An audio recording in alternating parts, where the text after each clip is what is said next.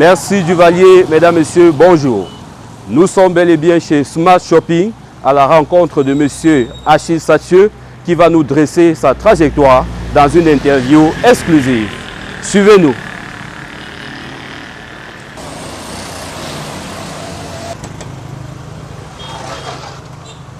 Bonjour madame. Merci, bonjour.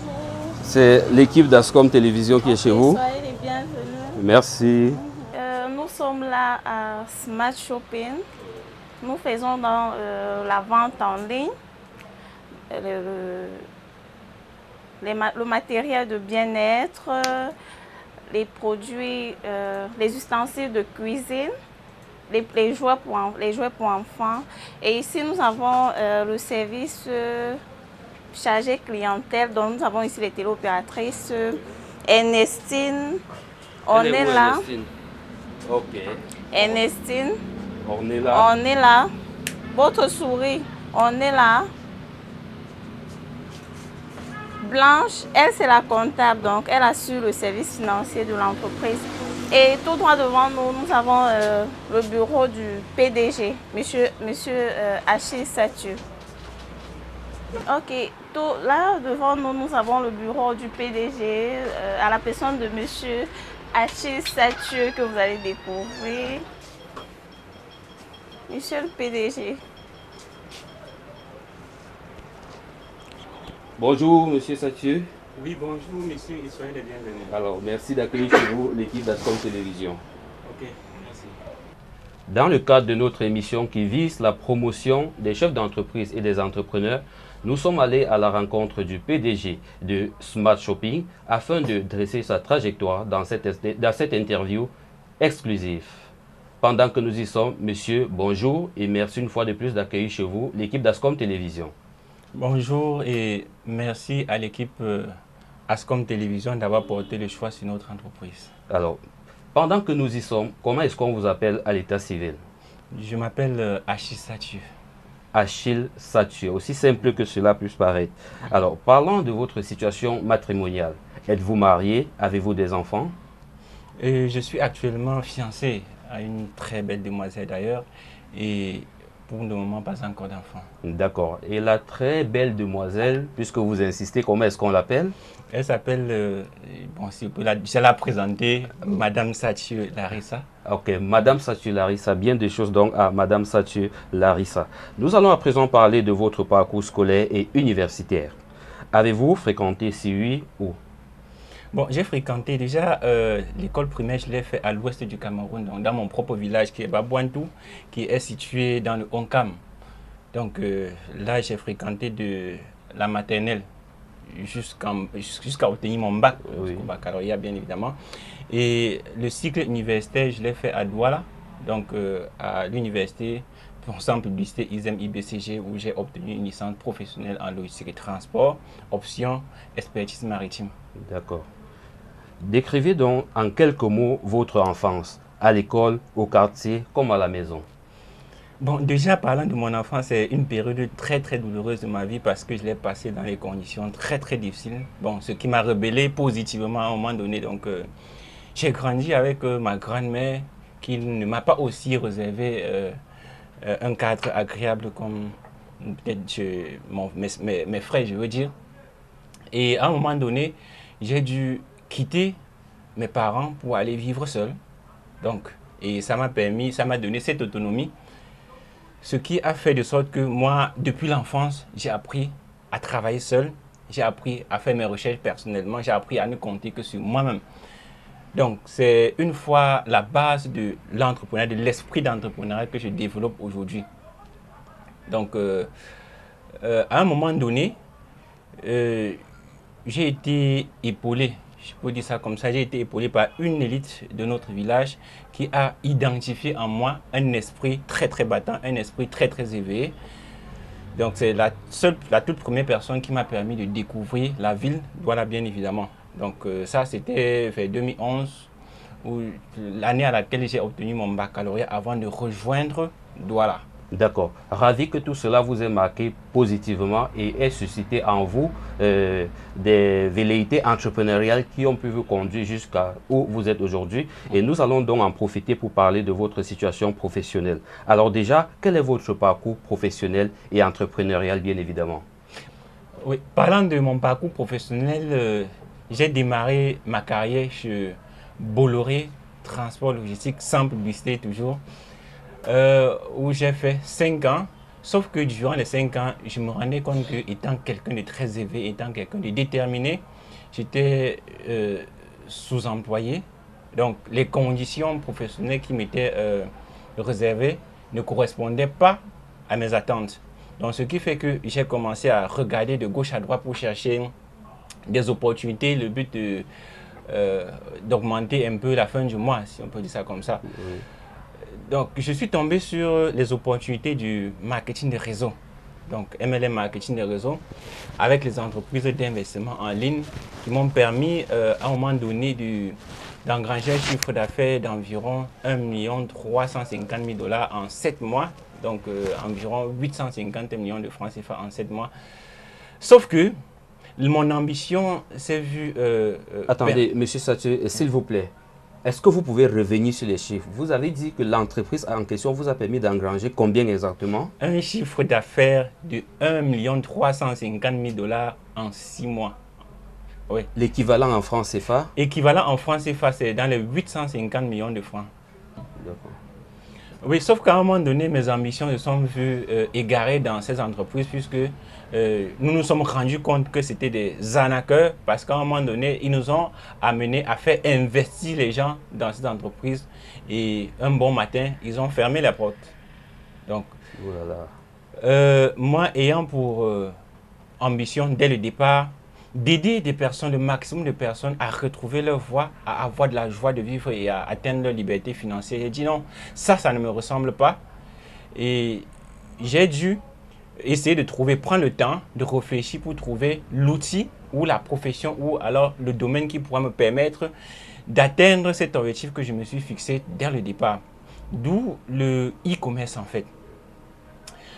Pourquoi le e-commerce? Parce que le e-commerce pour moi c'est déjà un marché nouveau et en plus ça demande beaucoup en matière du digital, ça demande beaucoup de challenges tant avec les concurrents, tant avec la qualité de service, tant avec la qualité de produits, etc.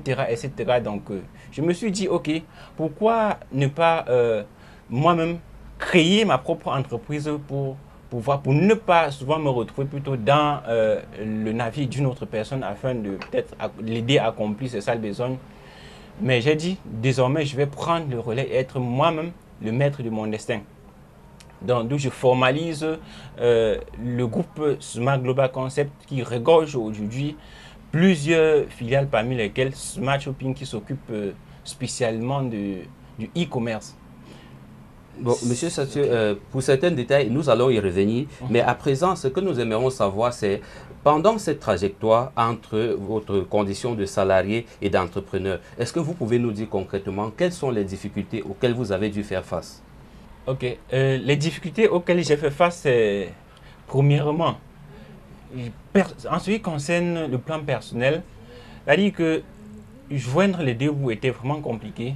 Étant quelqu'un avec déjà une fille avec qui je compte faire ma vie, c'était vraiment difficile de pouvoir en même temps, étant donné qu'elle ne travaillait pas, hein, en même temps m'occuper d'elle, m'occuper des charges locatives, m'occuper du transport, etc.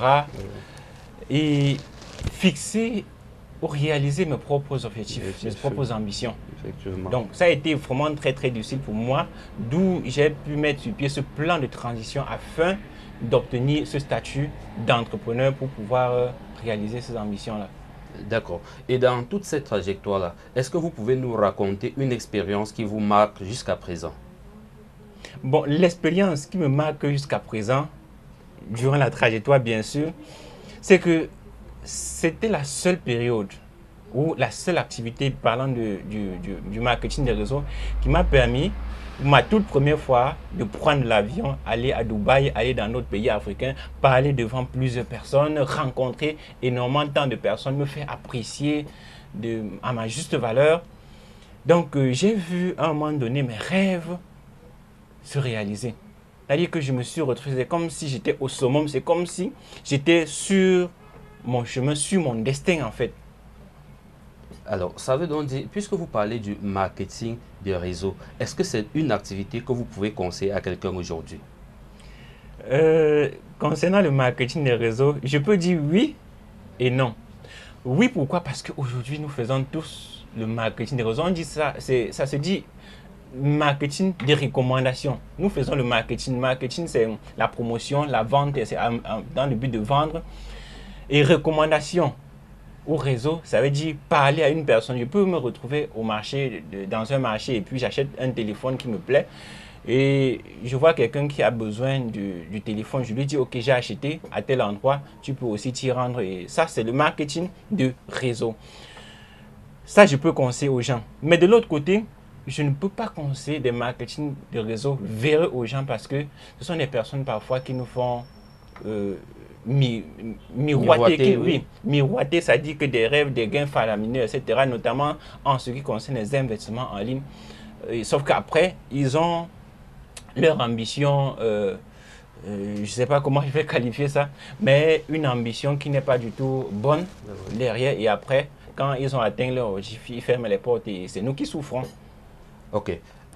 Alors, on souhaite revenir sur ce point afin que les gens puissent mieux comprendre. Qu'est-ce qui vous a véritablement motivé à effectuer ce saut du salariat vers l'entrepreneuriat? Ce qui m'a motivé à effectuer ce saut, c'est au fond de moi, je suis quelqu'un de très large, de très ouvert, qui aime accompagner les autres, qui aime voir sourire les autres, qui aime aider le maximum de personnes à réaliser leurs propres rêves, à sortir le potentiel au fond d'eux pour les concrétiser. J'ai dit, ok, mon emploi ne pourra pas me permettre d'atteindre cet objectif-là. En même temps que moi, je suis quelqu'un de très ambitieux sur le plan personnel. Donc, j'ai dit, il devait me falloir obligatoirement trouver un outil ou une activité pouvant me permettre d'atteindre cet objectif-là. D'accord. Compte tenu du fait que vous vous êtes lancé dans l'entrepreneuriat au Cameroun, qu'est-ce que vous pensez du climat entrepreneurial et des affaires au Cameroun? Le climat d'entrepreneuriat et des affaires au Cameroun est très rude. Ah, très rude. C'est très rude. Et pour pourquoi? réussir en entrepreneur au Cameroun, il faut être un soldat, mais un vrai soldat. Parce que ce n'est pas du tout facile. Et l'État, le gouvernement qui ne nous facilite pas la tâche, si peut-être vous pouvez me permettre de vous raconter quelques difficultés que nous vivons actuellement concernant notre activité pour répondre à la même question, c'est que je fais dans le e-commerce, je fais les importations de la Chine pour le Cameroun et je vends en ligne. Sauf que notre gouvernement a permis aux Chinois d'importer les mêmes articles et de les vendre je dis très moins cher. Donc, ce qui veut dire que moi, mon article, si ça me revient, le coût d'achat au Cameroun, c'est 5 000 francs, chez le Chinois, c'est 1 000 francs, 2 000. Donc, ce qui fait que la plupart des personnes qui connaissent déjà le marché chinois, ils préfèrent aller acheter chez les Chinois que de venir chez moi. Donc, une véritable concurrence déloyale en fait. Oui, une concurrence vraiment déloyale qui ne nous permet pas d'avancer, qui ne nous permet pas de se réaliser. Alors, maintenant, compte tenu du fait que nous sommes dans un monde essentiellement capitaliste et que chacun ne pense qu'à ses propres intérêts, comment pouvons-nous expliquer le fait que les mêmes articles soient vendus chez les Chinois à 2 000 francs et vous qui les achetez en Chine, vous êtes obligé de les revendre à 5 000 francs? Comment est-ce que cela est compréhensible? Bon, déjà, je ne peux pas le dire avec certitude, mais selon mes informations, le gouvernement camerounais aurait signé un partenariat avec le gouvernement chinois qui permet de sorte que les Chinois, ils importent. Déjà, ils sont les gens qui importent en grande quantité, puisque eux-mêmes, ils sont subventionnés par leur gouvernement. Oui. Et ils ne payeraient pas les impôts. Au niveau des tracasseries douanières, généralement, moi, je mets 2 mois pour importer, pour faire venir un article au Cameroun, mais les Chinois, c'est 1 mois. Les Chinois, Quand il a vendu, par exemple, ses articles, il ne gère pas le retour, c'est-à-dire le service après-vente, la garantie, ni la qualité du produit. Tandis que moi, j'assure tout cela. Même si par dropshipping, comme on le dit, par dropshipping, j'ai acheté ce Chinois, c'est moi qui vais assurer tout ce reste-là. Et je dois payer les impôts, je dois payer les charges, si j'ai une entreprise, oui, les charges de gestion de l'entreprise, les salaires, etc. Donc, ce qui fait que mon article, ça coûte un peu plus cher que celui du Chinois. Pendant votre trajectoire, s'il y a une activité ou un projet dont vous en êtes véritablement fier, il s'agit de quoi? Et pourquoi? Il s'agit bien évidemment du e-commerce, du marketing digital en fait. Parce que c'est une activité très, très passionnante. Non seulement elle est passionnante, mais elle demande à l'innovation. On réfléchit chaque jour et je suis quelqu'un passionné par, même si je n'ai pas fait l'informatique à l'école, mais je suis passionné par le monde digital. Oui. Et pour quelqu'un qui veut peut-être en donnant un conseil à la jeunesse, pour quelqu'un qui veut se lancer dans ce domaine, il y a l'ouverture d'esprit. L'ouverture d'esprit, il y a cette passion, il y a l'ouverture d'esprit, il y a la créativité. Parce que c'est un monde qui évolue chaque jour. C'est un monde qui est en perpétuelle compétition. Et je suis quelqu'un qui est adepte des situations difficiles. Donc, quand il y a concurrence, quand il y a difficulté, c'est là où moi, je me sens concerné. Donc, j'aime ce domaine du digital, j'aime le e-commerce parce que non seulement ça fait intervenir de la nouveauté, ça fait intervenir aussi ce challenge-là. Mais ça me permet d'aller au fond de moi, chercher des solutions pour faire face à des contraintes, face à des difficultés, que ce soit en interne, que ce soit avec le gouvernement, que ce soit avec la concurrence, etc. Donc, c'est pour ça que... Et c'est aussi une activité qui paye son nom. Hein. Pour vous dire vrai. Oui, le e-commerce, ça paye énormément. C'est le plus important. Oui, parce que si je vous dis, je vous donne un petit exemple, je fais venir un article au Cameroun dont le coût d'achat, par exemple, c'est 800 francs facilement, je peux vendre à 5000. Et si vous avez vendu 1000 pièces en un mois, vous voyez ce que ça vous fait qu'on retrouve. Oui. Bien évidemment. Alors, compte tenu du fait que vous êtes déjà doté d'une expérience entrepreneuriale avérée, quels sont les pièges à éviter que vous pouvez donner à un jeune qui souhaite se lancer en entrepreneuriat? Le tout premier piège à éviter par un jeune entrepreneur, c'est d'abord de formaliser son entreprise avant de commencer l'activité. Donc, formaliser l'idée, créer une entreprise, formaliser l'idée. Il faudrait d'abord commencer. Il faudrait d'abord commencer et voir, c'est-à-dire essayer de débaucher les difficultés. Progressivement, c'est quand l'activité commence déjà à donner, à faire son chiffre que vous faites. Maintenant, la formalisation. La deuxième erreur à éviter, c'est de recruter des personnes. Oui, c'est de recruter des personnes quand vous décidez de démarrer votre activité. Parce qu'il y a une charge salariale que vous devez payer, etc. Il faut commencer d'abord seul. Ça vous permet de maîtriser les rouages de votre activité et progressivement et voir si vous allez continuer dans cette activité ou alors si vous allez abandonner, etc. Ou même si il faut continuer, quelles sont les dispositions ou bien les éléments à prendre en compte. La troisième erreur à éviter, c'est d'ouvrir son entreprise ou sa boutique en bordure de route. Bon, il est vrai que c'est relatif parce que ça va dépendre aussi du type d'activité. Puisque quand vous ouvrez en bordure de route, bon, on va vous dire c'est parce que il y aura des clients qui vont, des passants qui vont voir ce que vous vendez et puis ils vont s'y intéresser. La publicité est facile.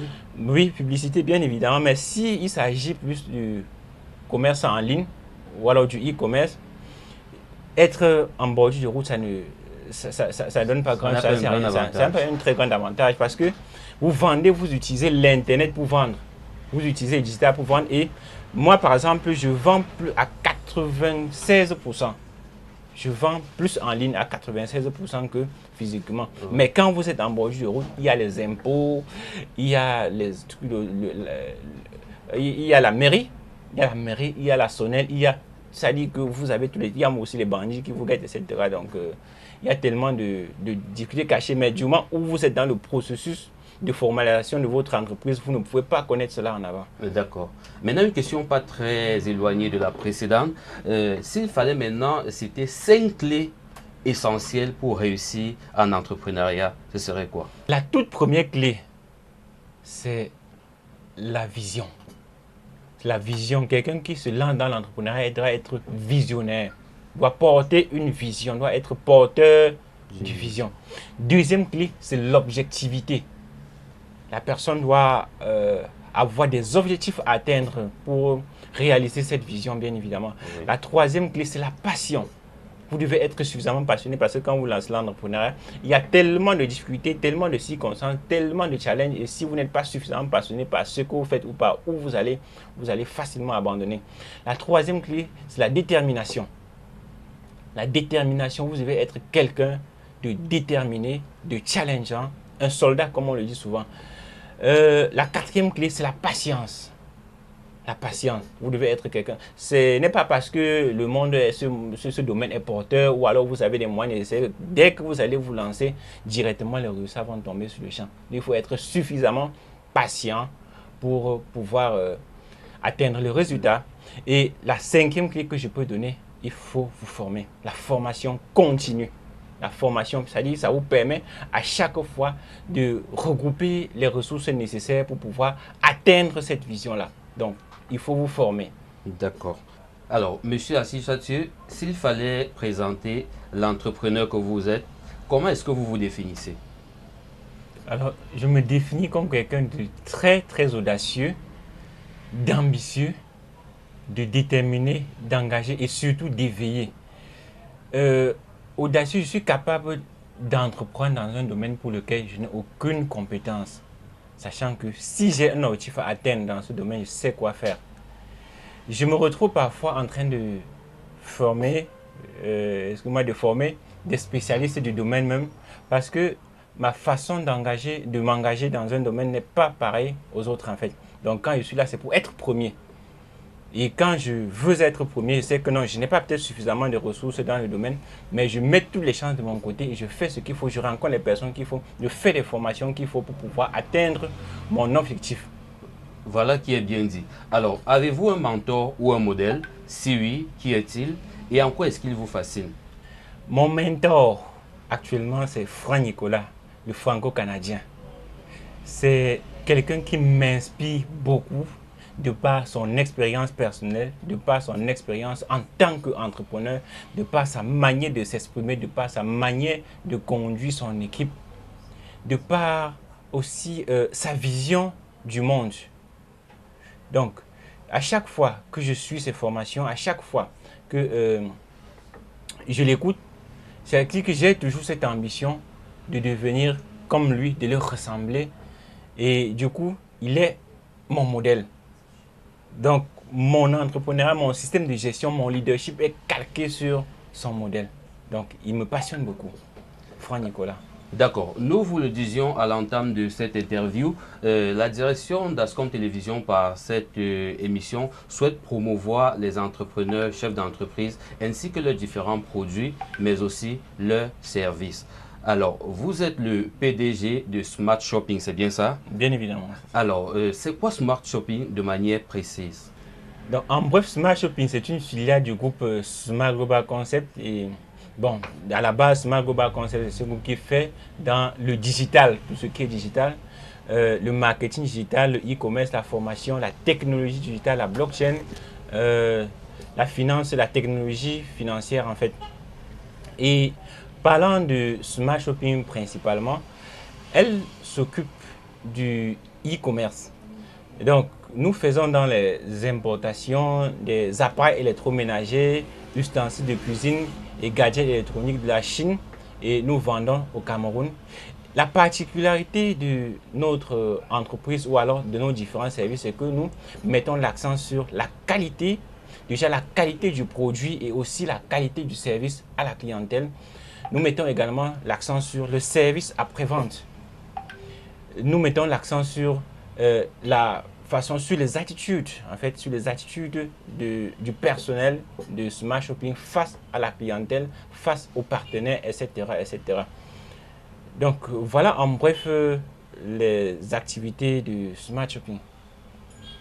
Alors, Monsieur Achille Chathieu, quand on vous entend présenter toutes vos différentes activités, on comprend évidemment que votre journée va être mais alors très chargée. Alors, comment est-ce que vous décrivez votre routine journalière? Ok, ma routine journalière, effectivement, je passe des journées très surchargées. Donc, le matin, je me balade déjà dans les différentes plateformes pour me rassurer que le personnel, la téléopératrice, les livreurs, etc., qu'ils ont fait leur travail, c'est-à-dire que soit la téléopératrice a envoyé les formulaires de livraison et que les livreurs aient pris en compte. En même temps, je vérifie que le service comptable a fait son travail, c'est-à-dire qu'envoyer les objectifs, les différents objectifs de la journée. Et je me rassure en même temps que le gestionnaire de stock a fait sortir les stocks destinés à la livraison du jour. Donc, je le fais avant de sortir de la maison. Quand j'arrive au bureau, donc je me rassure déjà que les colis, les livreurs sont sortis, que les livreurs sont partis du bureau. Et je prends maintenant les rapports de la journée précédente. Qu'est-ce qu'on a fait comme chiffre d'affaires?